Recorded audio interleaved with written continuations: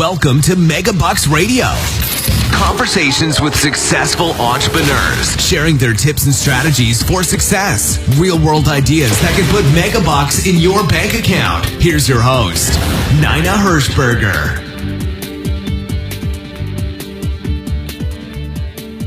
This is Nina Hirschberger, and welcome to the show. Hair loss is one of those unfortunate facts that so many men and, surprisingly enough, women contend with in their lifetime. In fact, according to the American Hair Loss Association, 2/3 or 66% of all men will get thinning hair by the age of 35. And once the big 50 rolls around, 85% of all men will have a significant amount of thinning hair. Estimates that 25% of the men actually by the age of 21 will see the first signs. And even though we think sometimes it's a man kind of a thing, surprisingly enough, 40% of hair loss sufferers are actually female. And when they reach age 50, half of those, roughly half of all women, will be dealing with some degree of pattern hair loss. So pills, topical solutions, and even hair transplants are a billion-dollar business. And the reason is because with hair loss often goes confidence. My guest today has some fascinating insights to the latest trends in bringing back that youthful, full head hair look. He was recently featured in the magazine Hair Replacement Today and is known as one of the country's leading experts on thinning hair. So please welcome Les Eads to the show. Welcome, Les. Thank you very much, Nina.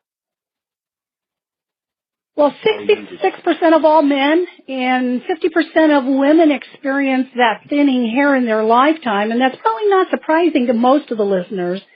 But what might be surprising is that using a microscope to look at that hair follicle, you can identify certain things. So Les, let's start there. Tell me about that. Well, as you know, there's so many real different causes of hair loss.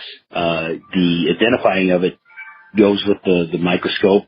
You take a look, see if the hair is miniaturizing, and determine whether you can stay that cycle where it's at. Very seldom can you regrow, but what happens when you start using topical things, sometimes it keeps the hair loss where it's at, and it also builds, it has the effects of looking like you're getting more hair because the tensile size of your hair goes back to being healthy, so it makes it 3 times as big as it is when it starts to miniaturize. So using that microscope, you can kind of diagnose what the situation is. Is that what you're saying?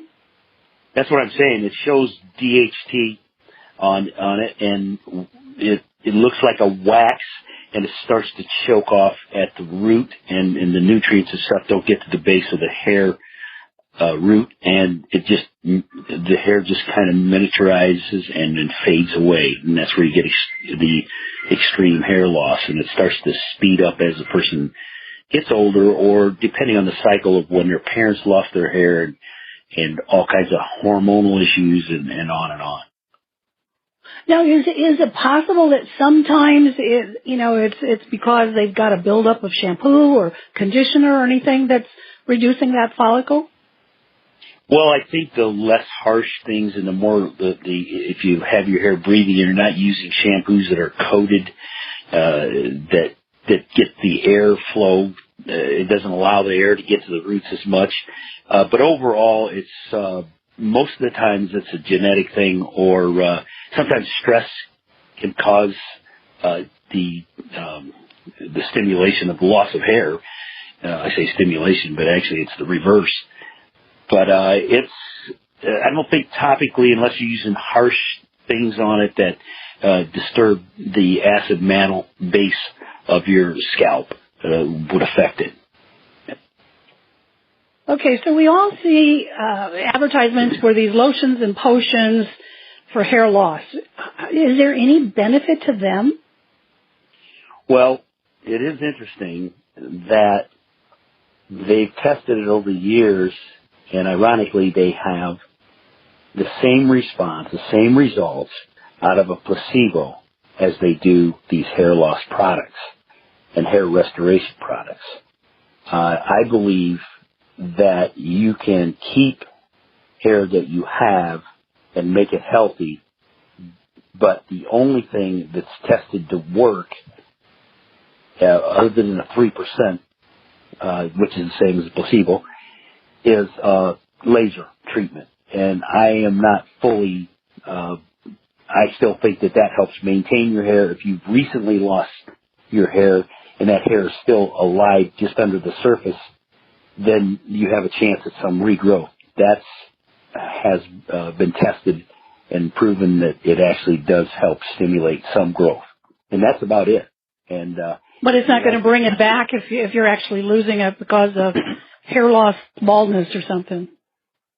No, once that's slick bald, I've never ever seen anybody's hair grow back. So the other thing that we may touch on is things that help maintain you retain your hair. And what it is high blood pressure. It's called Propecia, and it's the side effect of taking high blood pressure medication. And that helps you keep your hair, and that does work. Now, the minute that you quit using that, your hair advances almost within just a few weeks or months of where it would have been in the natural cycle of hair loss for male pattern. So let me see if I understand what you're saying, Les. So you're saying high blood pressure medicine, one of the results of it is to keep your hair? Absolutely. The reason that I stumbled across this, I was with a gentleman that we were doing a hair transplantation, and I had not seen the process. This was years ago, and I said, I'll go with you. So I went with him, and as we walked in the office, I noticed that the doctor had literally had a knife out, and he was cutting up, quartering this pill. And then after he got done, he wrote a prescription for this pill. And I said, what is this?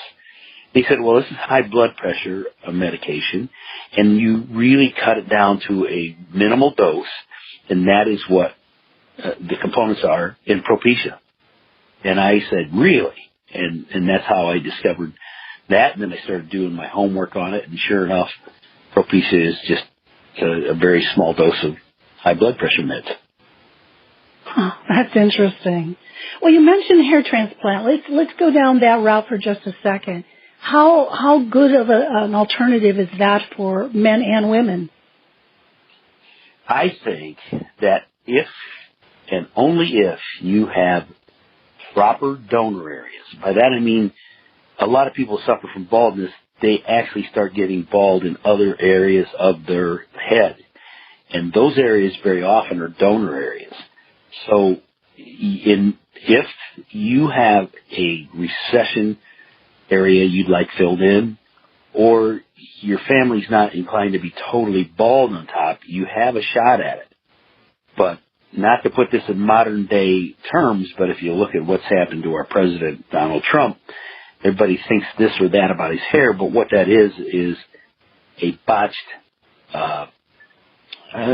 implants. And he can't really cut his hair down too much because the donor area that they took it out of, there's not enough hair now to cut his hair short, and so he has what he has. And that's what you look at. I would say maybe 30%, maybe 20% of people who suffer from hair loss are really what I call and consider good candidates for hair transplantation. So that's my take on it. It really looks great if you are properly screened, and if not, it can be really unbecoming. Okay, so in the magazine article, you talked about hair replacement systems as an alternative to those pills and potions or even that hair transplant. Can you explain to our listeners what is a hair replacement system and why is it gaining that popularity? Well, that is a great question, and to be honest, the results of the modern day techniques, you look at them everywhere. You got John Travolta who most of the time looks pretty darn good. You got Joe Buck, a big sports announcer. You have several coaches in NCAA basketball. You have people all over that you don't even realize they're wearing hair. And that's the difference in today's modern hair replacement systems. The designs of the base are so much more delicate. You can swim, you can do anything you want. You don't have this big, thick head of hair that just looks out of place. You can build in recession. If a guy wants to make his hair so delicate that, you just have no way of telling. You can bond it right to the head. There's other attachment methods where you don't have to bond it to your head. And there's so many, you match wave patterns. Like say you have a specialty issue with gray hair, you would be able to put gray hair in that certain area. You can bring that unit in or system in very thin. So if you're an older person, there's just so many things you can do now with hair and they don't change color. The cyber hair program does not change color.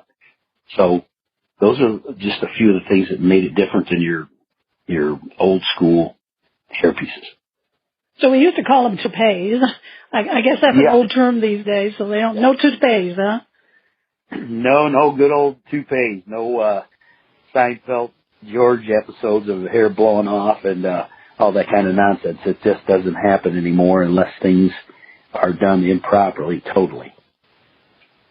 Well, when you call it cyber hair, is that human hair or is it something different?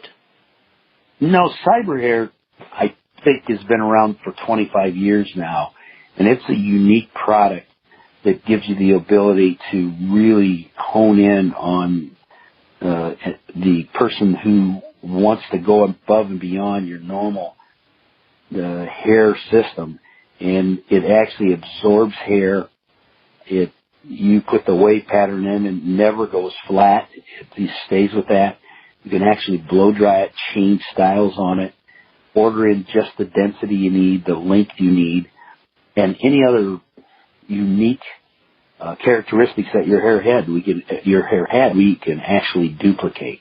So it's far and away the best hair system, and believe me, I've looked for many years, and there's just nothing that comes close to it. And that's what I think helped the hair replacement industry. Well, I know we've talked about your expertise in the hair replacement, but how did you get into this business and become such an expert in it? Wow. Well, thanks for the compliment, first of all. And I would say it's hard knocks. Years ago, I started out in a small town, and this guy was coming in. His name was O.T. Kidd. He was just an old guy that came in from Louisville, Kentucky, and this guy did some training for us. And back then, they had these hot plastic-based units. They turned red. They did this. They did that. But they were still an alternative to being bald. And so from there, you kind of set up a base and try to feel your way along and go to any seminar you could.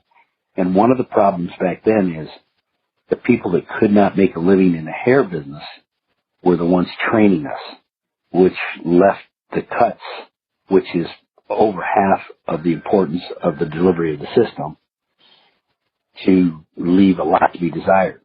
So we had to perfect it on our own, and I came up with some systems, and my partner and I at the time went to New York City, and I watched this gentleman from Europe, this hairstylist, cut a system in, and he did it just like I would, except I'm a little ADD, and anybody that knows you will tell you that I don't have a certain system, a symptomatical thing. So I got with him after the show and was able to swap ideas with him, and then from there I became fortunate enough to I'd already been a platform artist in an original Redken person for training for a few years, so that really put me with a lot of confidence to be able to start to experiment more, and that's how it came. So the Well, the bottom line is what you're saying is, I mean, the hair itself, the cyber hair itself is phenomenal. But if it's in the hands of somebody who doesn't know what they're doing, or is inexperienced, or can't, then you've just spent a lot of money for no good. Is that what you're saying? I am saying it's a 33 deal. You order it properly. You come in and you cut it, and it is a huge difference because you can make that thing look as bad as anything else out there. And then the other 33% is the person that's dealing with. If he doesn't shampoo it, if he doesn't keep it moisture, it's just like regular hair. And so, yeah, it's very vitally important that the person that is delivering the system have very much experience in dealing with different types of hair, different hairstyles. I would say, in that result, it's almost half rather than 33%. Well, it's no wonder that the people actually fly you around the country, because it's kind of a private thing, I think, isn't it, Les? So people don't want it. Yeah, it really is a very personal, very private thing, and it people that you fly are very that you fly to their homes and you take care of them on a one-on-one basis are very appreciative. It's not a cheap service, but they feel it's worth it, and we try to make it worthwhile. We give them that individual touch, and they seem to enjoy it. Not everybody can afford it, but the ones that do really, really appreciate it. So we've been very fortunate and blessed to be involved in that kind of a service. Now, we talked primarily about men. Women, do they also get hair systems also? They do. And it's fast growing because now women are realizing, hey, I don't have to be bald either. This is ridiculous. And so they're starting to look at things. It goes two ways. They're either throwing these cheap wigs on and they might as well not even wear hair, or they're starting to realize, I deserve, what's the difference? Why can't I get a custom-made system? And there's absolutely no reason they can't. It's just that simple. I have a son who specializes in that business. His name is Josh. He's been doing it 14 years, and I turned that side of it over to him. But to get back to the point, 30% of women suffer from hair loss, and on a woman, it's a very, very sensitive issue because women, by our culture, aren't supposed to be bald. Now, I didn't say that myself, but I mean, that's just the reality that you expect a man to be bald, you don't a woman. And so it really can make them feel really poorly about themselves. And so, yeah, that industry is booming. It's all over the place price-wise, but it's very, very much of a growing market. There was a trend to go bald, and not to deal with it. Are you seeing that trend reverse? Are you seeing that, because, people are getting older and they're having to compete with the younger people. Are you seeing any trends that way? That is something that I think the stigma behind wearing hair back in the day and the escalation of cost and the diminished product that people are putting out there has given the industry kind of a black eye, and so a lot of people, when they're young, they just shave their heads. But I think we're starting to come out of that process, and people realize, not everybody is a NBA basketball player and looks great with a shaved head.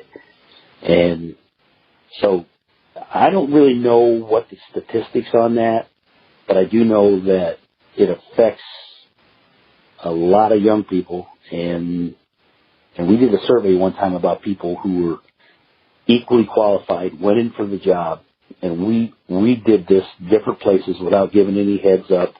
And we had people designate us. This was years ago. And sadly enough, about 8 out of 10 times they hired the guy with equal qualifications that that had a head of hair. Same guy. And so it still is something that people look at that makes them look older, and it's just all kinds of things that enter into the thought process.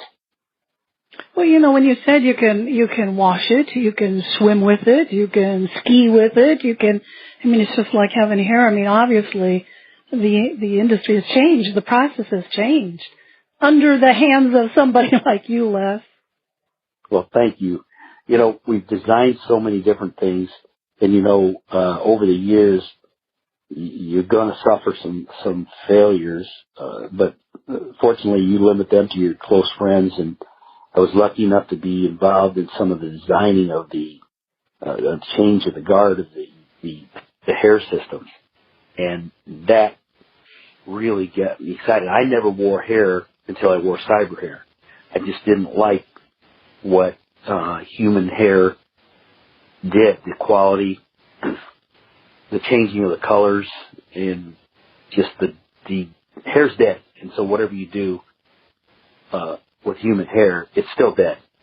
And I just never cared for it. And so when cyber hair came along, I got very excited. Well, we are closing this interview, but how could somebody find out more about your hair replacement services, Les? Well, there's a couple ways of doing that. We have a salon in Carmel, Indiana, and that is Carmel Hair Technologies. And we also have Michiana Hair Technologies in Elkhart, Indiana. So they could do that. They can email me at LCEADS, the number 71 at gmail.com. That's another way of getting a hold of me. And my personal phone you can get a hold of, which I take calls from different places, is 574-361-8776. And, we man that phone pretty good. We also check our emails daily, and sometimes 3 or 4 times a day, because people do have a lot of questions. And we're always glad to answer questions. That's where you start, is knowing the information you get is accurate, and just getting back with people in a timely fashion, and people seem to appreciate that and respond to it, Nina. That's awesome. If you're a man or woman listening to this interview with low confidence because of your thinning hair, or just simply want to look younger again, you need to give Les a call, or you need to email him. Until next time, I'm Nina Hirschberger. Be sure to send some client, customer, or patient a thank you note today. And I want to say thank you to Les again for an amazing interview. Well, thank you, Nina, for having us, and anything we can ever do to help this industry, we'll be more than happy, and I appreciate your thoroughness.